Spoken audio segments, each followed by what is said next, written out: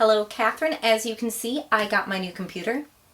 Isn't it shiny and beautiful? And in news that surprises precisely nobody, it is January and snowing in Buffalo.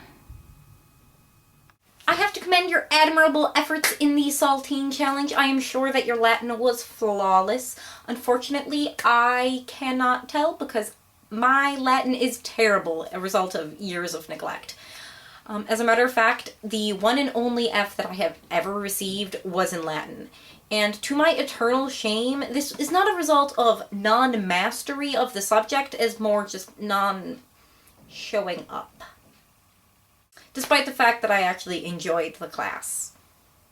I just finished a book called On the Map by Simon Garfield. This one right here.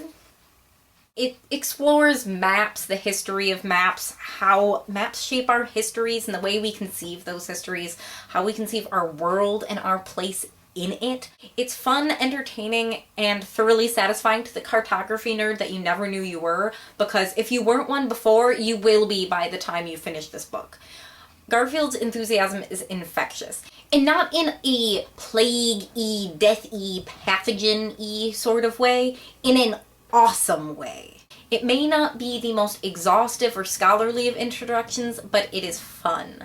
Thanks to this book, I spent an hour online yesterday shopping for globes. But as much as I loved that book, it is not the one that I am assigning to you.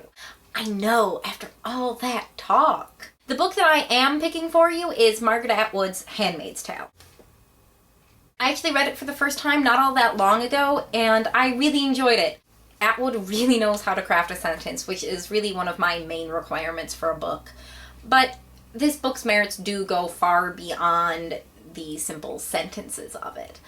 It was one of my favorites of this past year, and I hope you enjoy it as much as I did. I can't wait to discuss it with you here. I realized today while changing my quote of the day that every single one that I've done so far for today was a Hank Green quote.